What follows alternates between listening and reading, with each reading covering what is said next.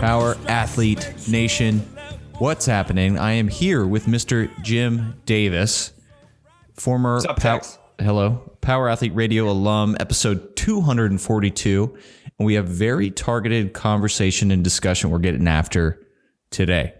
John Wellborn is on a little vacation getaway. I don't blame him. It's about 30 degrees in Austin, Texas, and he's taken to some warmer weather, but I needed to get a conversation rolling with my old pal Jim because he just posted a blog for powerathletehq.com, and it's all about grit.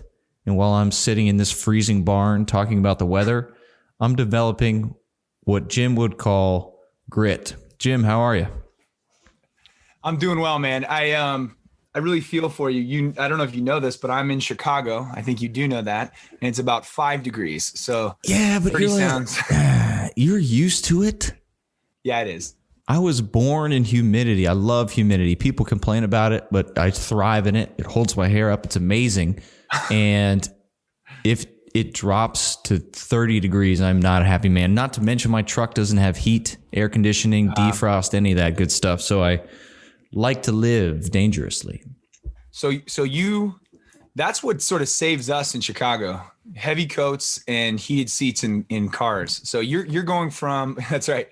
You're going from a truck without heat to a barn without heat and cold concrete floors. Yeah, you're developing something for sure. Mm-hmm. There's definitely some grit going on. There are some concepts here with grit. And before the show, we were talking a little bit about your getting after it with high school athletes. Explain your role, your position with high school, and how you're able to operate and still get kids strong, fit, and ready to play sport, even in these COVID times. Ooh, that's a big question. The way I can tell you the way it looks right now, because it has evolved. We've had probably 7 or 8 different iterations of this through the last 11 months. But at the moment, my day job. So Good Athlete Project is pretty much me all the time. My day job is at an amazing place called New Trier High School. It's a 4,000 person high school just north of Chicago. We serve a ton of athletes, really high caliber kids. And what it looks like right now is we have 2,000 people moving through our facilities. Our facilities were not built for 2,000. Our primary weight room is probably built for 35. And, space limitations due to COVID have limited that space to 21. We have a field house with some, we set down some puzzle flooring and made some Olympic stations. And we've got a field house that serves about 45 at a time. And then we've got an auxiliary gym that we did the same thing. We sort of brought some really old, version 1 Sorinex, old school steel racks that have been around for ages into this old gym. And now we've got sort of a third lifting space. And what we do is over the course of 80 sessions, we move those 2,000 athletes of, all sorts of sports. We serve about 28 to 30 sports, depending on which coaches opt in. And all levels from freshmen to varsity kids trying to get scholarships. And I'll say and we do it really systematically. We think, in fact, as it maps onto this discussion, we've got a pretty clear idea of what we're trying to accomplish. We know that February, when outdoor training is not an option, is sort of a short stretch. This is our sprint. And we've got sort of passion and perseverance for the long-term goal of equipping with these kids with the mindset and essentially a state of performance readiness to go play in the cold early spring of Chicago. But dude, it's early mornings, it's late nights, it's like a true takes a village thing. The school is incredibly supportive, all the way to the principal and superintendent. They're wildly supportive. They've seen what we've done for kids in the past. I have an amazing staff. Just an unbelievable staff of coaches. And yeah, we're getting it done. Beautiful, man. And where do you find your team of coaches? Do you recruit former athletes that make their way back to town and hit you up because you did such an impactful job?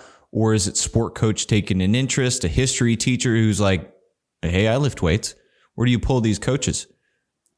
That's a really good question. I'm thinking about my staff now. So I've thought about this from the start. So the build of that new cheer program was me. Like I literally one day pulled a desk into an old weight room and it was me with essentially the football team, and it evolved to one of the largest high school, if not the largest high school strength program in the nation. Just me to a full staff, et cetera, et cetera. It's taken a while. I've been at it for a little while now. You may have heard me say stuff like this before, but this is all coming back to the question of where do I find these coaches? The whole process is about two very primary things: results and relationships. And if either is lacking, you don't build, you don't evolve. And because both of those have been fairly strong for us, recruiting coaches hasn't been terribly hard. The first, I think my first group of coaches, I think we had 2, then we had 5. And those were sort of, like you said, in building people, strength coaches who were, sport coaches who watched us work, had a background, wanted to get involved. That's excellent. Some of those guys we've moved on to other jobs, actually. Alex, who's now the head strength coach at a different high school around Chicago, St. Viator High School, another great place. And our current staff, I'm trying to think, I think our current staff, except for one, they're all products of the program. Beautiful. So they're all graduates of the school who've gone on to college. Most of them played sports, did sort of, and this is sort of an humbling idea. They recognized how impactful this was in their life and wanted to give back to kids. And now that I say that, I appreciate you asking the question because I'm reflecting on it a little bit. Like, none of them was like a kinesiology major. None of them studied to do this. They were all like education, psychology, that sort of realm, and just recognize the power of strength and conditioning as a platform for those things. So it's pretty cool. I mean, at that age, everything works in the weight room. So I would argue it's almost more important to have a different background and then have a tooled up coach like yourself teach them how to teach kids to lift weights. But then they have that baseline, establish the psychology and the other tools that are more interpersonal, more vital. Honestly, if I'm a high school athlete that is not moving on to a collegiate sport and getting ready for the real world. Oh yeah, that's really good. Tex, that's smart. That's right. And I don't even know that we did that intentionally. Like there's one guy on my summer staff who I'm hoping to recruit once he's in grad school right now. I'm hoping to recruit him to the staff once he graduates, but he's the first kinesiology guy. And he's sort of got a very special interest in psych. But like you said, it's that other stuff that really is most important. You can figure out, you can dig into an existing toolkit. We've got all the programming already done more or less. We make some adaptations. We adapt regularly actually, but you get the idea. They can learn that stuff. The human to human interaction is so key. And since you asked, there's been 2 times over the last 10 years that we did not recruit someone like in the network, in the circle to come join the staff. And we posted on whatever probably the NSCA job board. I think we posted one or both on LinkedIn. And both times we got really, really good people, really good strength coaches. But for whatever reason, neither stuck. And of course I won't go, totally anonymous. And I mean it when I say wonderful people, but it became clear that, that something was probably, there was a gap there. And the gap was probably the psych background or the level of adaptability or the realization that something was going on here beyond reps and sets. One person in particular was so overqualified for an assistant position on my staff, which, it's like after, it's limited amount of hours. It's not a full-time job. So overqualified and a genuinely good person, but it wasn't sort of heavy enough. It wasn't sort of to a T scientific enough. I think for this person to really get excited about it. And maybe most importantly, I think this person found it really hard to build relationships with people, and hard to sort of be empathetic about, what it was like to be 16 or 17. Well, they are going to have a hard time. I mean, getting those long-term fulfilling, more so fulfilling jobs. Dude, the strength and conditioning profession is in an interesting place now where it's very flooded.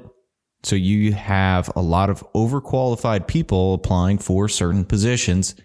And then, man, how do you test and how do you interview for those interpersonal skills to get this person the right fit? I mean, do you have all these guys come and lift weights with you during your interviews that are like high school kids that you knew? That I think that's really funny. It's funny because I was talking to the newly appointed head football coach at Knox College, a guy I actually played with back in the day, and he was talking about how his remind our listeners where you played football. No big deal. Oh, college football? Yeah. The name of the elite institution at the Knox College. Yeah, Division III. No big deal. It's I mean, basically the Harvard of the Midwest. Division III Knox College. Okay. So that's funny because when I went to Harvard for grad school, I tried to get it going that this was actually the Knox of the East, and people didn't pick up on it. But well, Power Athlete Nation is now aware that Knox is that Harvard University is the Knox of the East Coast. I tried to get it going, Tex. There's still a chance. So, but to the point. Aaron Willett's new head football coach. He's young. He's all about it, crazy passionate, and really about relationships. And that was one of the things he said. He's like, we were just spitballing ideas. He's like, I want to have recruiting meetings with my staff in the weight room. I want a healthy staff. I want one that walks the walk, and I want to have sort of casual interactions like that. Oh yeah. And so to answer your question, it may seem silly, but I don't do that formally or intentionally, invite people into the weight room, but honestly, some of the best hires I've been able to make over the past 10 years have been literally guys graduate, come back, say, hey, Davis, is the weight room open? And they come back, we get a lift in, and we just start to talking about what they think they want to do, where they think they want to go. And if there's an opportunity for me to support them, and that includes bringing them onto the staff and getting them a little bit of a paycheck as they figure out their lives, then, that's the sort of organic growth that we often look for. Mm-hmm. They're far enough removed. None of these guys went to school with the current kids and athletes, but is there like siblings connection there? They are. Yeah, there is some for sure. Our summer staff is usually a little younger. Those are, we go up to about 17 employees over the summer on a coaching staff. Which is a lot, but they're great. And a lot of those are current college athletes. So yeah, there is some familiarity there. If they didn't play with somebody, there's some sibling crossover. So, that's one of the things though, we've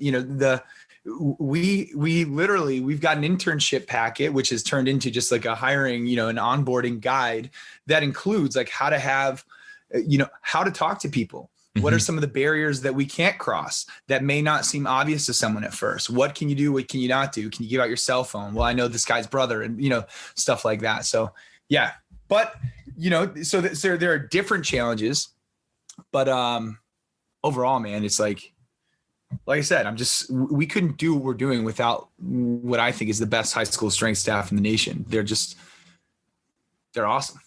And you have the Good Athlete Project. This is your opportunity to operate and look how your education systems and approach and view happens in real time on the weight room floor.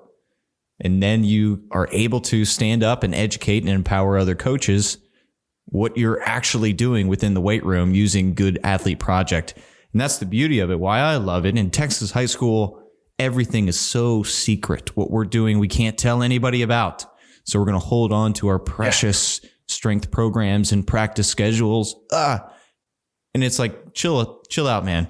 Everybody does the same drills, but it's all about now how you connect, relate to your team, and building the team to then have them step on the field and kick some ass or graduate and go on and be more than a high school all-star and peak at that moment in time. Well, not calling Luke out at all. He does have a ring, Tex. I know. I'm just jealous. I know. Me too. Yeah, well, you're definitely speaking my language, obviously, because you know that I believe that if the experience ends when they graduate, then it wasn't that meaningful an experience, and that goes for the college athletes we've had an opportunity to work with. We've had an opportunity to work with some pros and some Olympians and Olympic hopefuls, and it's the same thing. Like you've heard me say this before too, but like there's only one truth of an athletic experience, and that is, after it starts, one day it's going to end. That's the absolute only truth. You might not make a single friend. You might not get bigger, faster, stronger. You may never win a game, or you might win a championship. Nearly irrelevant, because one day this is going to be over. And when it is, what are you left with? That's the question. So that's where most of our work focuses. And that's why I think, honestly, we're not I mentioned how many kids we work with. We're not, like, we don't give out scholarships. Those kids don't have to show. This isn't a fully opt-in program. So the idea that we have all these coaches back and that all these student athletes want to be part of it is really meaningful. And I don't think that gets done if we're just doing biceps and bench press. No way. And yeah, that love for coaches, I know from my high school experience, we all still make fun of and use our coaches' voices as jokes and props and backhanded compliments, but at the same time, we did not have a positive experience. So that was, it's still memorable, but not in a good way. I want to stick with what you said, what you left with. And that's what I feel is an attribute of the article that you have on our powerathletehq.com in grit. So let's break down your kids walk away from the high school in a better version of themselves, whether they go on to coach or play collegiate sports. And grit is certainly an aspect of that. The challenge is you now have to educate and empower all of your coaching staff to be on the same page to then put your athletes in a position to develop grit. So let's break some shit, man. Let's do it. And yeah, for sure, man. And we've identified every year, just so people know, like, you've heard my spiel. It's like, sports don't teach life lessons. Coaches teach life lessons, coaches and cultures. That's where the life lessons come from. If not, like you just said, it is a memorable time. Something's going to be sort of learned. People are sponges, but it's not like shooting a basketball gives you quote like grit. You know what I mean? It's not that playing football develops the growth mindset that maps onto future success that one would hope. Like, these things have to be done really intentionally. So yeah, grit's an interesting one because, it like just boomed maybe like, I don't know, 2017 ish. Whenever Angela Duckworth came out with that book, I don't remember when it was, but wouldn't you say in the last, I don't know, 5 to 8 years, grit has been sort of everywhere. The book is very impactful, and she takes an amazing scientific approach to outline this. And what is interesting to me is how she was able to implement her grit test with the West Point Academy. That can never be replicated now. Now, kids, it's like the SAT, the test you can't study for. They're studying for that test. So that's where I think we're going to get this new evolution of what it means to actually, like individuals like yourself, empower and develop this in our young athletes. Right. You're totally right, man. And just, I guess, a little overview, because you mentioned it, a little overview of her work. A lot of her, especially her early and probably most impactful grit studies, they were all involving high achievers. So it was like national spelling bee champs or hopefuls and West Point cadets and like already high achievers. So what she essentially found was that among those who were sort of already motivated and ambitious and fairly talented, there were certain determining factors between which, from among that pool, who would go on to succeed and who not so much. And she named it grit. And I think it's really important. I hope everyone can recognize this, that, if we continue to deal in abstractions, we get whatever result we get, and so for a long time, grit was just synonymous with like tough, and that's fine. But it's an actual word now used in the realm of psychology. It's highly researched. Angela and her team have named it. And so now grit has a definition. So that's one thing that I don't want to get too nitpicky with it, but like when I talk about grit, when my staff talks about grit, it is a very specific thing that we're referring to. And what it is it's passion and perseverance toward long-term goals. And there's two different definitions kind of, they're both incredibly similar. The other is the tendency to sustain interest in and effort toward very long-term goals. But in either case, it's this idea that it's very near perseverance, resilience, things like that. But it is an absolute differentiating factor. And if so, wouldn't we want to teach for it? And the answer obviously is yes. Then the following question becomes, well, then how?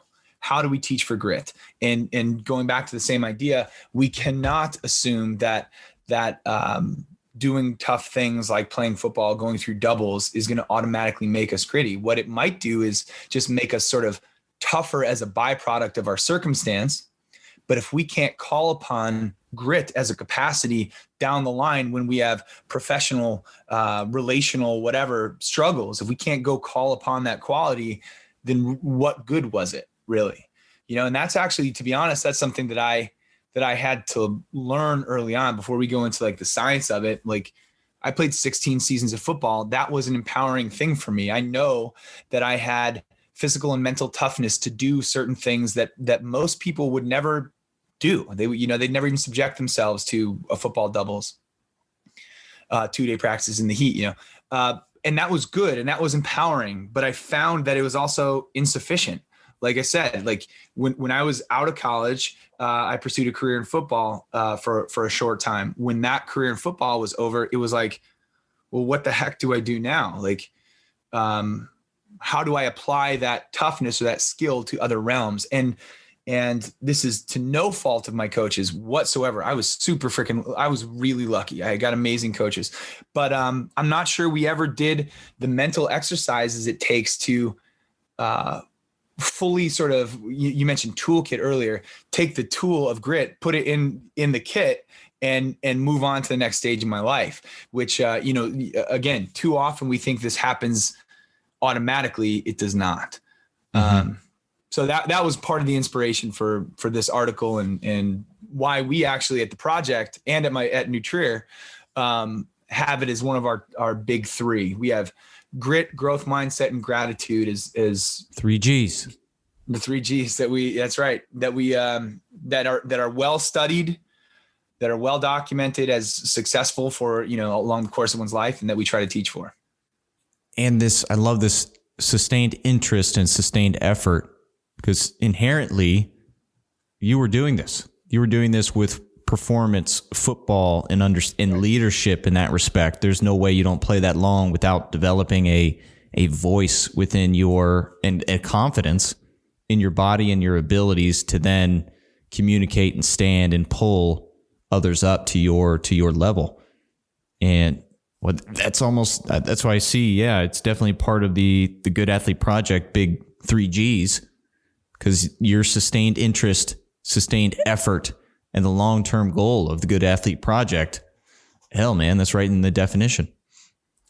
It's true, dude. That's what it is. It's a project. It's you have to have long-term goals, and you are nailing it, by the way, because what we found, and we talk about this in the article a little bit, one of the biggest surprises I think that we had when we started doing workshops with teams and coaches, and now with myself personally, more one-on-one personal development coaching, is that you'd be amazed at how often there's a lack of a clear goal. Passion. You can't have passion, perseverance toward long-term goals if there's no goal. If you just have, a lot of people just have sort of juice. Like they've got passion, they're willing to persevere, but if they don't know the direction, they're supposed to head, then that becomes a problem. So just because there's nothing really to reflect on, you can't evaluate outcomes relative to the outcome you hope for if you don't have a really clear hoped for outcome. So that's inherent. Sorry? No, I'm agreeing with you. And the passion is certainly in this strength coach profession. We meet a lot of passionate individuals. And I recently heard Brett Bartholomew describe Passion, great, but at the same time, there is a level of poor communication. You're passionate and you want it, but you're unable to then communicate with the sport coach or with the athlete. And then you find yourself, because of your poor communication skills, in a rough spot emotionally, physically, because you call it passion. Not you, but the proverbial, right. This is Brett's, and I certainly will get him on here to have this conversation, but that pinged because I was there as a coach who poor communication with my staff led to some, disagreements, and I would blame them rather than looking into this growth mindset. This is pre-growth mindset, even understanding, and Dweck reading of her great book, Mindset. And right. Man, it's out there. So certainly the words, the definitions that you introduce in the article, and the importance of having these in line with then an individual athlete, coach, person just lifting weights in your garage, having a goal, as simple as or as small as that goal may be. It's something that you can aim towards to then take that step. And really, that's to make quality decisions that will lead you down the right path to then accomplish that goal. Right. It's totally true. And as long as you name it, like you kind of can't be wrong. Our thing, I keep saying that same sort of preface, but one of our mantras is, does your behavior match your goal? It really is aligned with this idea, and your goal, like there's no judgment on the goal. It can be whatever you want. The goal could be just to develop toughness. That's fine. That's fair. So there's one way to develop toughness. Do tough things. Fine. But recognize that's what you are getting or not getting. That's your evaluation tool. That's the barometer, so to speak. But if you're saying, how many coaches are hired and they say, like, we're trying to build better people, better parents, better members of the community, better, all these things. Well, if those are your explicit goals, then you have to reflect on the question of whether or not you're actually doing that. I think a lot of people are really, in a really well-intended way, just coaching for toughness sometimes, which again is fine.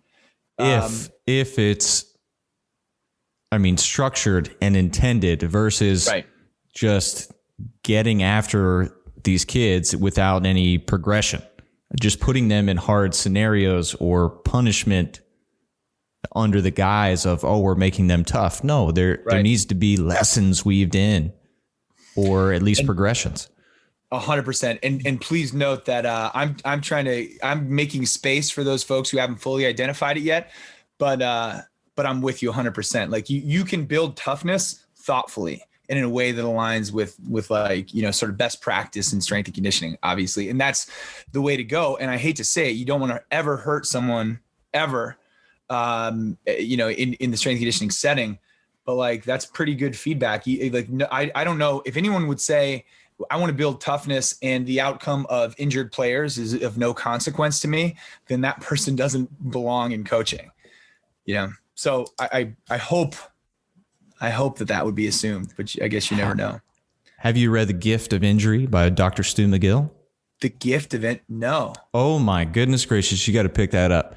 I'm writing it down right now. Yeah. Stu's been on Power Athlete Radio a couple times. Amazing. I've seen that name, yeah. Oh yeah. Amazing mustache. He's the back doctor. So the NFL, if there's an injury, they send him to Dr. Stu McGill, based out of Canada. Great interview. I'll send you the links after this. I don't have the show numbers in front of me, but the gift of injury. So it's not like he's asking people to intentionally injure your athletes so they can learn this lesson.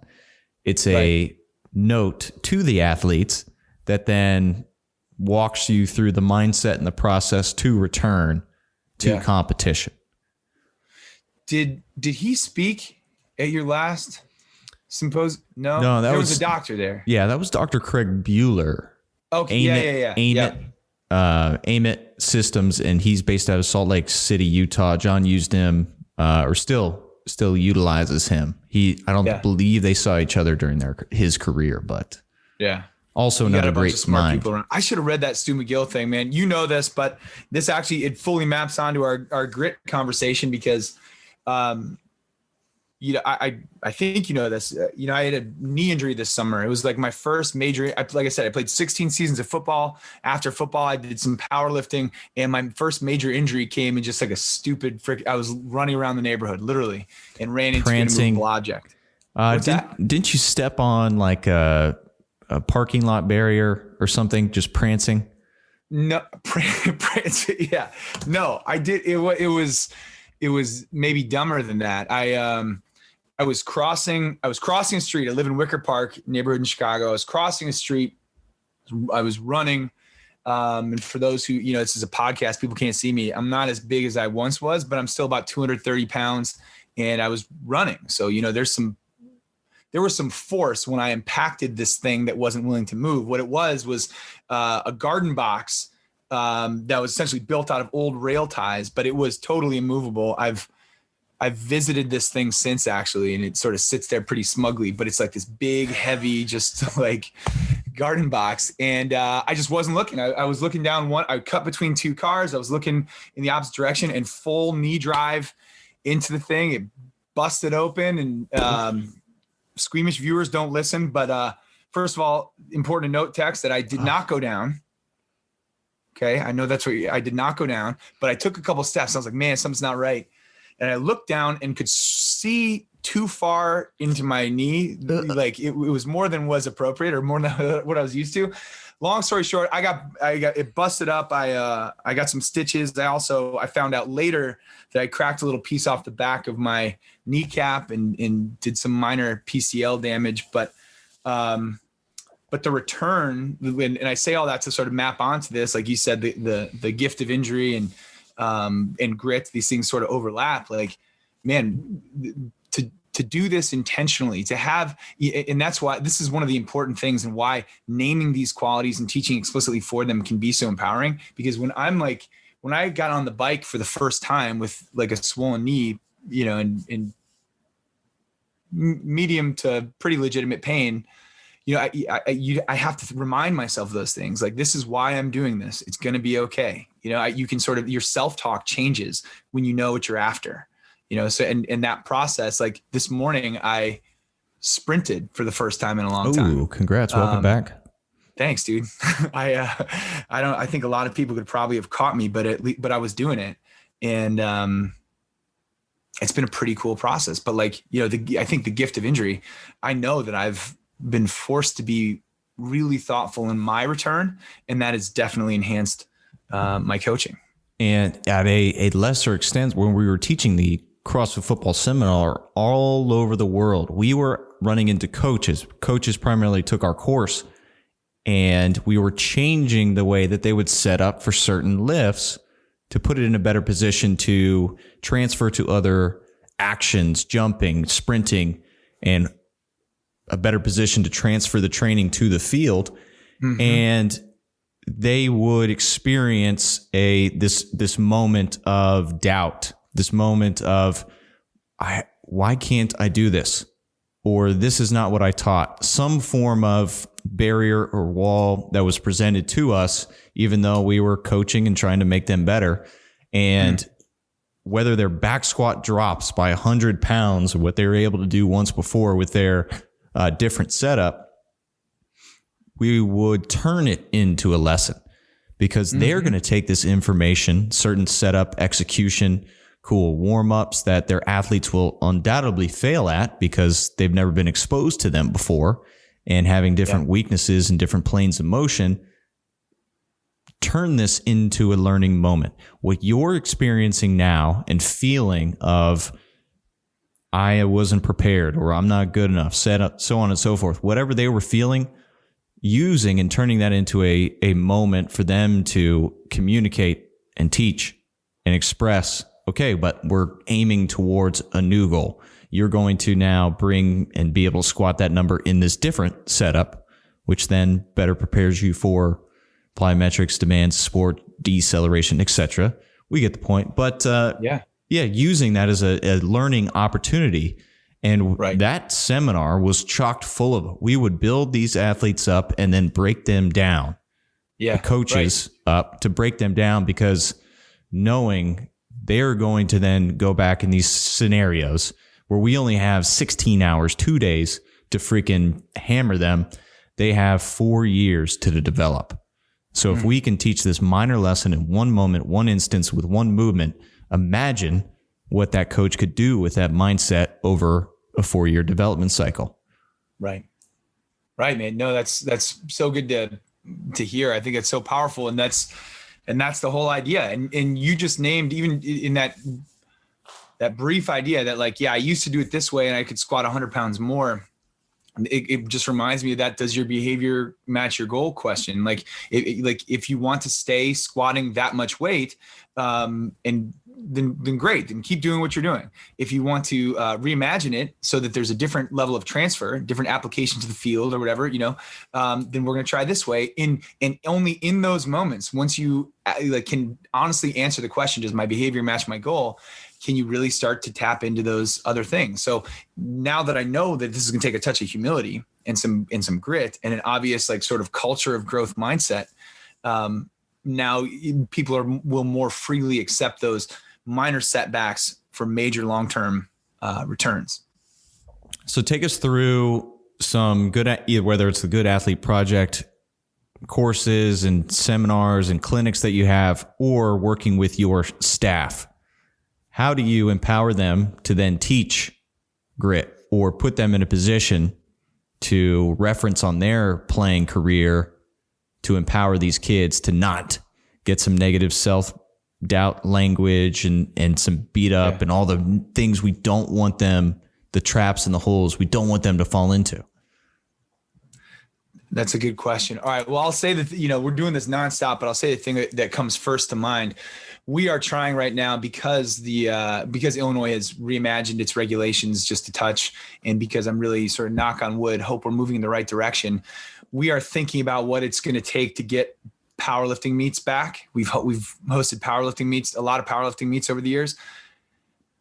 Maybe within those powerlifting meets, that might be the easiest to understand and most powerful sort of real world example about how we do this at scale. And then I can come back to some more nuanced stuff if you're interested. But all right. So one of the things the Good Athlete Project does is we house the Illinois High School Powerlifting Association. We created it. We consult for it. We've got a team of coaches. We've got more than 30 member schools now. It's one of the fastest growing sports in Illinois.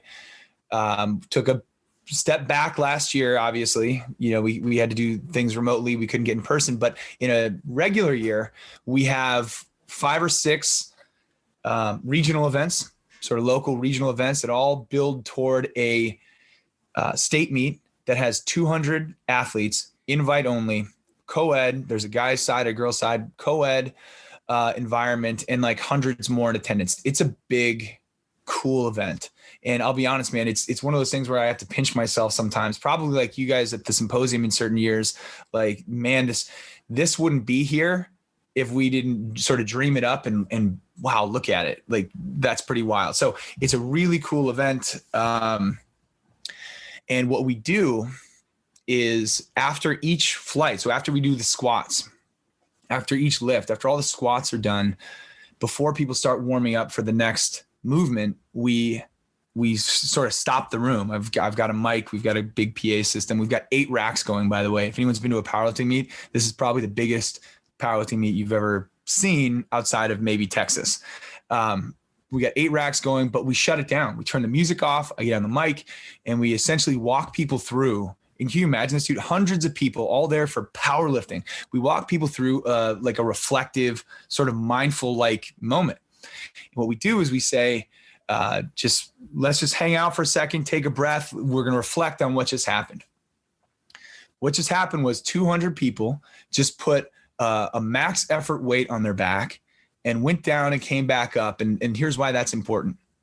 When you were at the bottom of the lift, when you were at the sticking point, the easiest thing to do would have just been call it, let the spotters take over, rack that thing. The pain goes away immediately. You're all good. That's the easiest thing to do. But the thing you chose to do was keep going, do the harder thing. Like you went up when it was at its most difficult, you kept going. And whether you finished the lift or not, you made this decision to try to come out of the hole and finish the squat. And we ask people to sort of reflect on that moment and then name it. And, you know, we say like, was it grit? Was it resilience? Like, what was that capacity? Name it. Hold it there for yourself. You got to name it. We then go through this very brief exercise where we say, so we named and we reflect. So reflect on a moment in your life that you used, let's just keep going with this idea of grit, where you used grit to get through a tough time. Maybe you didn't even know you were using it at the time, but where you use that capacity sort of push through, even though the easier way, you know, there was an easier way. You know, reflect on that. And that's not to get into the neuroscience too heavily, but that's essentially walking a path through the brain. You've got to access memories regularly in order to have them easily accessible. We can talk about that more if you want. But after the reflection, we then move to projection. So then we say, now I want you to think of, you know, one of the goals that you might have, whether that's graduate high school, go to college, become a college athlete, it could be anything. Imagine one of those goals. Imagine some of the hurdles you might have along the way, and then just project this capacity onto them. And the real hope in those moments is that they've sort of walked that path in their brain so that when they bump into the hurdle along the way, they can tap into it a little quicker. And like I said, you can be tough things in a silo don't matter that much. Tough things that can empower you and you can call upon them later. Like that's huge. That's empowering. That's life-changing. So that's just one of those exercises. And dude, I'm telling you, this is, if you ever have the inkling to come up for one of these, you're invited, because yeah, especially the reflection part, like people get choked up, you know, we don't want it to be too dramatic, but like, you know, people have been through some stuff sometimes. And then at the back end, people are empowered. Those moments are really, can be really powerful for young people. We've had parents come up and thank us. It's been awesome. And I guess the last thing I would say about that is to anyone who's questioning whether they have time or space in their environment. Like I just said, this is hundreds of people, 200 meatheads. I don't really mean that. They're great, but like, you know, 200 power lifters come together and we shut it down and take a breath and take a moment to reflect. Like it's totally doable. You just got to decide that you want to do it. Oh man, that's incredibly powerful and certainly can be applied. You don't have to wait for that max effort moment, as perfect as it is, because you truly gave your all, success or failure. Mm-hmm. And then you have the opportunity to reflect, and then you're coaching them and you're teaching them how to find reflection, find a moment for when they do face that tragedy or challenge that they have again. Right. Yeah, and the challenge is coming regardless. Yeah. Hopefully there's not a lot of tragedy, but there's definitely going to be a lot of challenge.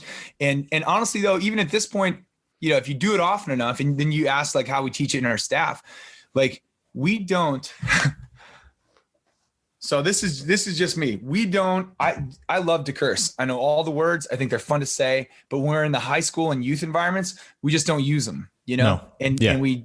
And our coach, we don't allow it from our coaches. We don't allow it from our kids. We don't allow hateful talk.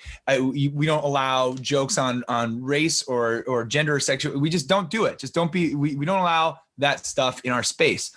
And in the same way we don't allow that, we highly encourage the other stuff. Like every coach on our staff needs to know what grit is and why it's important, what growth mindset is and means and why it's important.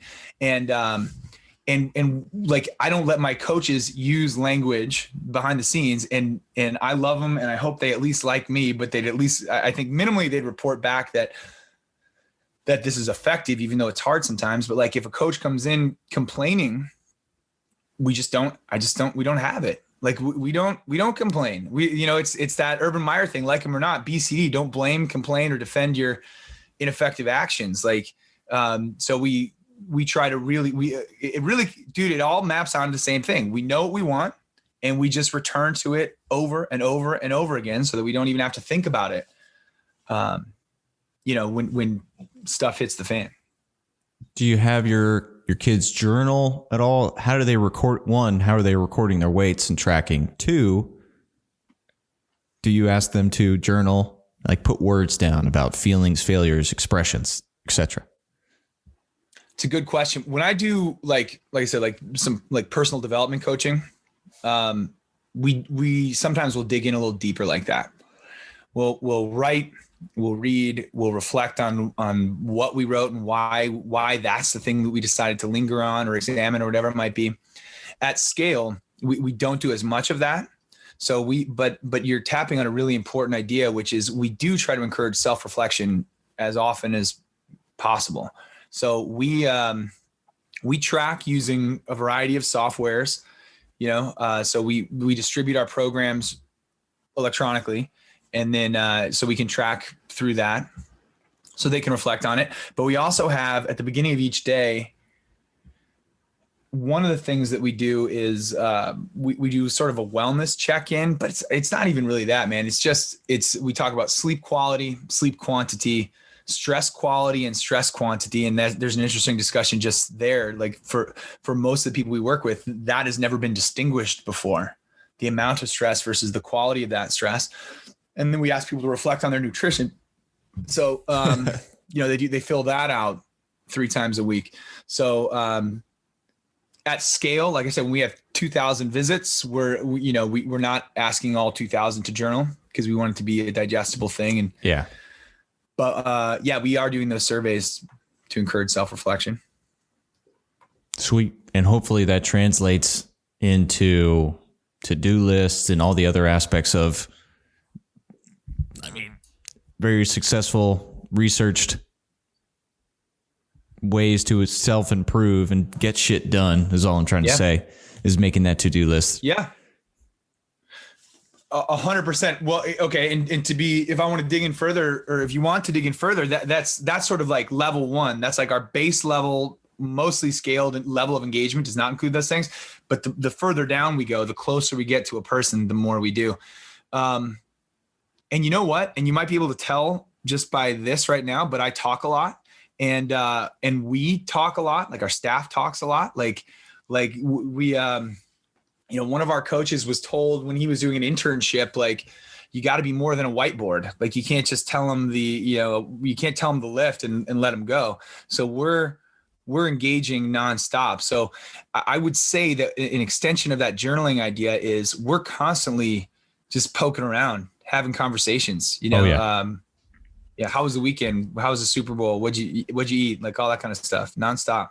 Yeah. Let's touch base on that. The no secret to our Power Athlete Radio listeners, I coach middle school lacrosse, and technically, if you want to list me on a program, the 7th grade B team coach.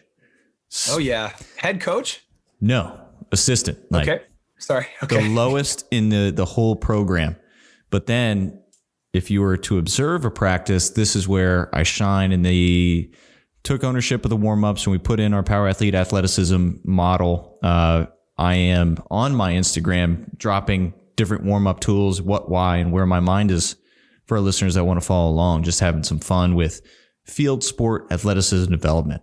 But then off the side, the skills, the drills, and all that good stuff, I do enjoy it and love it. But then taking it upon myself to get these kids ready to face some adversity and talk and take a little shit and talk a little shit. I don't allow myself to curse at practice as well, but for our listeners to talk shit. So teaching them, listeners of this podcast love shit and all those. Yeah, and in lacrosse, there's a lot of downtime for certain positions, meaning attack and defense. If the ball's on the opposite end of the field, you get to just hang out awkwardly next to this person. Mm-hmm. Much like we see in NFL films and catch some clips of cornerbacks and wide receivers jawing and talking some trash. There's a lot of downtime where the play is away from you. So I've taken it upon myself to educate these young men how to interact when the focus is not on them. So still paying attention to the game, but how to communicate constructively, again, no cursing, to, learn to take some jawing and give some jawing back. And there you go. I feel this will put them in a position when they do face the high school, which is a lot more stricter than the show we're running, and their coaches will probably jump up get on them a lot more harder, that they won't talk back. They won't be frustrated. They'll take it all in stride because, hey, this is just part of the game. Let's turn this conditioning or this punishment into punishment and just crush it. Ooh. And I'll tell you what, also the note that I'm giving them is, hey, always ask a coach for more. Is that all you got? So as they do progress in their high school and maybe collegiate careers, they're showing their grit by how they're communicating and standing and posturing, and most importantly, talking back without talking back to their head coaches. Right. Yeah. Communication, if you think about all the things that could be learned through sport, all the quote unquote life lessons, like communication, healthy communication, whether it's downtime or in moments of chaos, whether it's, strategizing, making friends on the team, whatever it might be, communication's the one, isn't it? Like that's the one thing that for sure isn't going away. You're going to need this. That's interesting. I'm glad that you're doing that, man, because that's, obviously I and the team at the Good Athlete Project and at Nutria, we wouldn't be doing this work if we weren't 100% on the side of coaches. Like this is that, coaches, we believe like they are the directors. They are the facilitators of one of the most powerful learning environments on the planet. Like these are our people. This is who we want to be with, who we want to talk to, and who we want to support. In the supporting of that, we recognize that sometimes, we get so caught up, and I'm no exception to this, but we get so caught up in the long-term goals, to continue to sort of map this onto the grit idea. We get so caught up in the long-term goals that we might forget those sorts of nuances. And then we do punish by running, which is like my least favorite way of punishing and things like that. When we could probably, if we were able to reflect and say, well, what do we want to do? Do we want to punish them? No, what we're trying to do in the punishment is we're trying to modify behavior. That's what we're trying to do. And then you come to this question, and I think of those same kids that you're working with when they get to high school, had they not been taught these skills by well-intended people like you, when they get to high school, and that maybe there is more yelling and maybe there's less patience and there's more focus on winning than development, hypothetically, maybe, hopefully not. But, a lot of those kids are just going to shut down. And then all of a sudden you get these narratives coming from like, well, that guy doesn't care. Well, maybe not. Maybe this is not the case. Maybe this kid, maybe they don't have the communication skills to successfully navigate this really high stress environment, especially when they're being yelled at by someone who they walked in the door almost automatically admiring. It becomes a complicated thing to comb through. If I may, I would say that because it seems complicated, you guys were so kind to publish another article, the UMA article, Understanding Motivation Access, on the Power Athlete blog, not terribly long ago. I think that for people who maybe are fast forward to the high school coaches who are really trying to win, who can't figure out why they're not getting the behavior out of kids that they want, that might be a good one to reflect back on as well. Because, in the building of grit, we can talk about methods for that, whatever, but in the building of grit, if it's just not taking, if you're not getting the behavior modification that you want, to evaluate through 3 lenses that we talk about in that article, understanding motivation and access, which one of those is missing. That's probably a really good starting point. And I believe a good ending point, Jim, for today's show.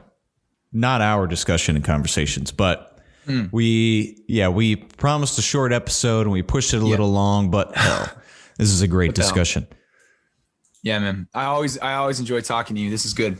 Well, let our listeners know where they can learn more from you, where to find you, and then I'll direct them to the article and more. Awesome. Thank you. Yeah, we are. So the website is goodathleteproject.com. We're most active on Instagram at Good Athlete Project. I think those are probably the main 2. And I respond to the Instagram DM. So if you want to reach me, you can go there or email me, jim@goodathleteproject.com.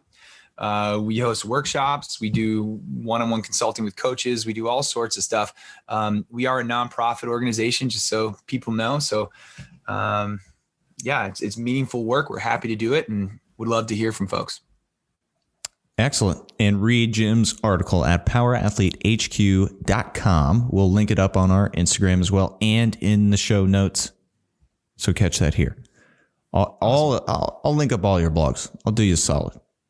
So I appreciate you, man. Yes. Scanning for Deltas, UMA. All right, Jim. Thank you very much, my friend. Have a great weekend. Happy Friday. Appreciate it, man. You the same. All right. Bye. Now it's time for you to empower your performance. Head to powerathletehq.com/training to choose from a number of programs to meet your specific performance goals. And if you like to break a mental sweat too, visit academy.powerathletehq.com and become a real stakeholder in you or your athlete's success. Until next time, bye!